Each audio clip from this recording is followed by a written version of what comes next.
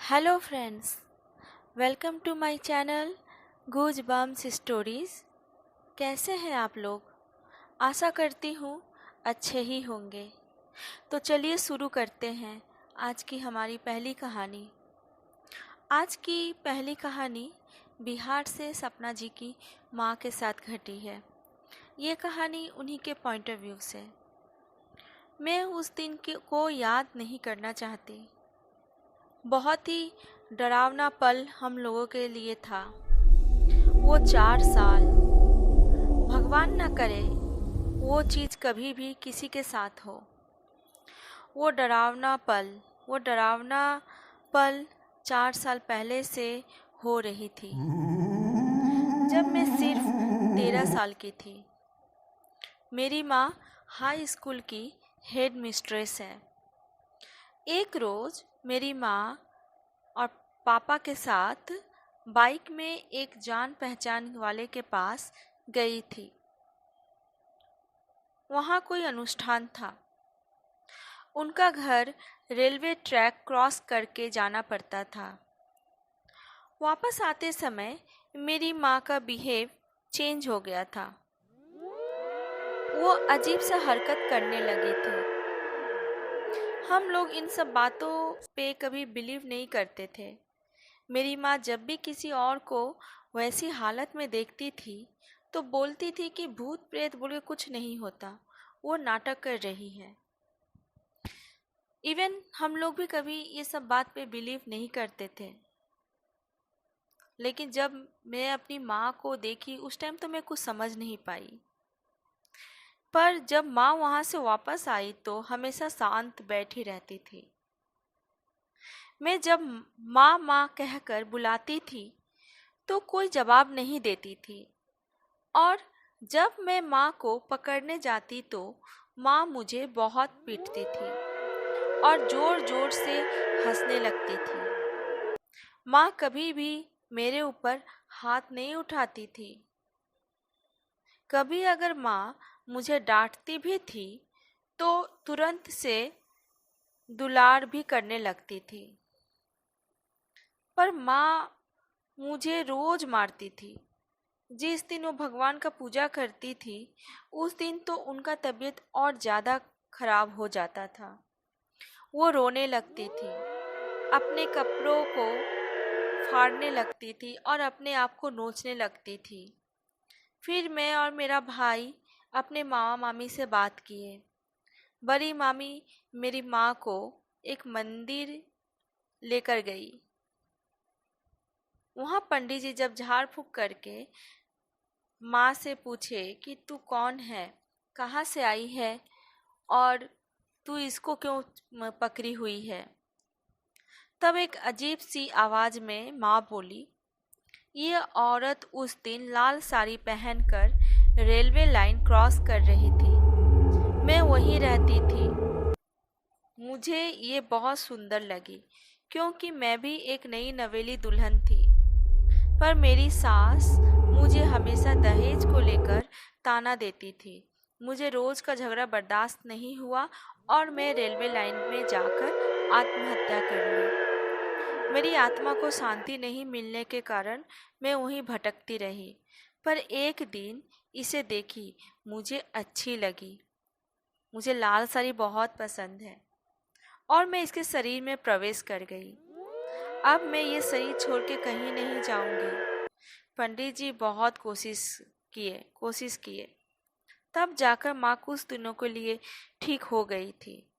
फिर कुछ दिन बाद माँ को फिर से वही दौरा पड़ने लगा। कभी माँ काफ़ी बीमार हो जाती थी तो कभी अचानक से उछलकर खंबे में चढ़ जाती थी।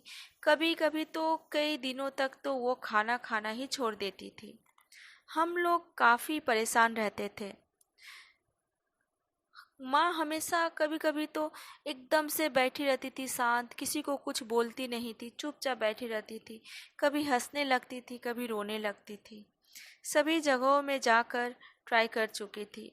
पहले तो हम लोग डॉक्टर ही दिखाने गए थे, पर डॉक्टर बोले कि ना कुछ हुआ नहीं है।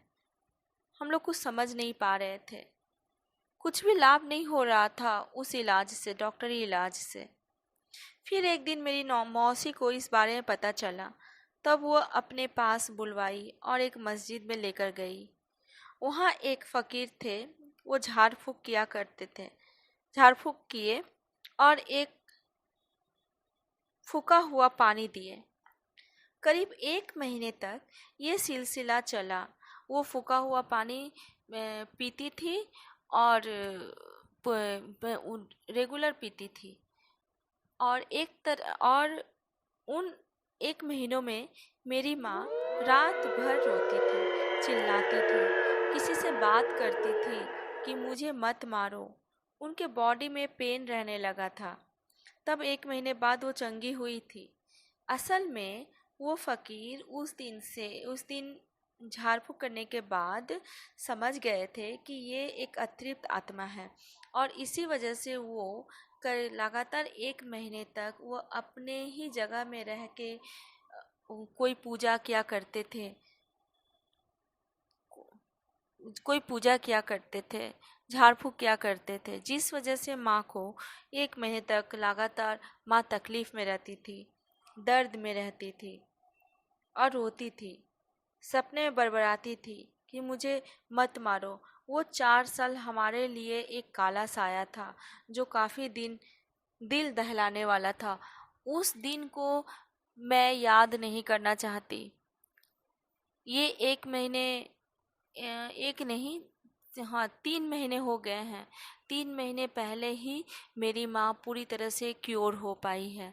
पर सच बात कहूँ, मैं कभी इन चीज़ों पे बिलीव नहीं करती थी कि ये चीज़ होते हैं। मेरी माँ भी कभी बिलीव नहीं करती थी, पर मैं अपने आँखों से देखी और मेरी माँ के संग ये सब चीज़ हुआ है, जो कि काफ़ी डरावना था।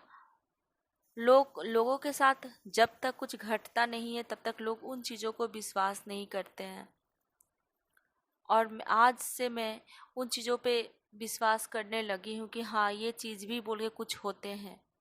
अब मुझे डर लगता है कहीं भी जाने से। मैंने एक अजीब सा खौफ रहता है मन के अंदर। पर हाँ, ये चीज़ सच में लोगों के साथ हुआ है। हमारी दूसरी कहानी बिहार से प्रमोद जी ने कही है। ये कहानी उन्हीं के पॉइंट ऑफ व्यू से। मैं ये बात अपनी माँ से सुना हूँ, तब मेरा भी जन्म नहीं हुआ था। करीब 50-60 साल पहले हमारे गांव में एक डायन रहती थी, और वो डायन जवान लड़कों को मार डालती थी।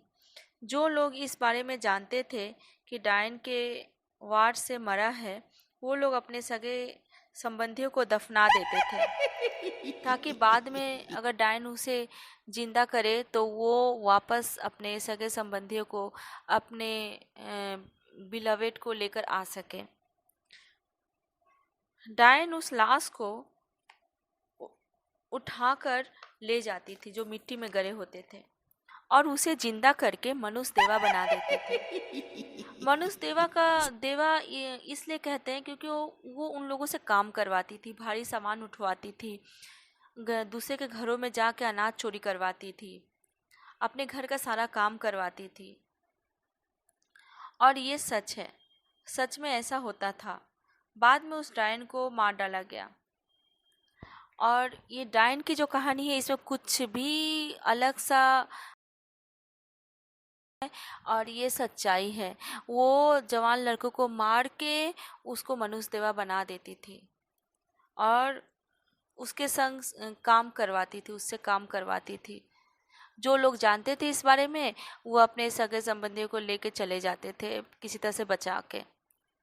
और एक बात जो सुनने में आया है कि ये जो डायन का बात, कि डायन के पास से अगर आप कोई चीज़ बचा के किसी चीज़ को ले जा रहे हो, तो डायन को ये एहसास हो जाता है, और वो बहुत तरीके से कोशिश करती है कि वो इंसान पीछे मुड़ के एक बार देख ले। अगर वो पीछे मुड़ के देख लेता है, तो जो इंसान को वो बचा कर लेकर जाता है, वो इंसान जिंदा नहीं रह पाता, और जो लेके जाता है वो भी नहीं जिंदा रह पाता। वो दोनों ही मर जाते हैं। पीछे मुड़कर अगर देखे तो। अभी ये सब है कि नहीं नहीं पता, पर ये बहुत पुरानी घटना है जिसे मैं सुनकर खुद ही मैं दंग रह गई थी कि हाँ ऐसा भी कुछ होता है। पर ये सच्चाई है, ये बिहार के गांव में घटी है। इससे पहले भी मैं 2 कहानी आपको बता चुकी हूँ डायन से रिलेटेड। तो बस दोस्तों, यही 2 कहानी मैं आज रिकॉर्ड कर पाई हूँ, क्योंकि मैं अभी भी पूरी तरह से क्योर नहीं हो पाई हूँ। तो ज़्यादा कहानी मैं बोल नहीं पाती हूँ, और 2-2 कहानी का कहीं देना पड़ेगा। और अगर आप लोग को हमारी ये कहानी पसंद आई हो तो प्लीज़ हमारे चैनल को सब्सक्राइब कीजिए, लाइक कीजिए और शेयर कीजिए। संग ही संग सब्सक्राइब के बगल में एक बेल आइकॉन आपको दिखेगा, उस बेल आइकॉन में जाके ऑल बटन में क्लिक कर दीजिए, जिससे आपको मेरी जो अपडेटेड वीडियो है वो आती रहेगी। और जो भी अगर आपको क्वेरी हो प्लीज़ आप कमेंट बॉक्स में ज़रूर से लिखिए।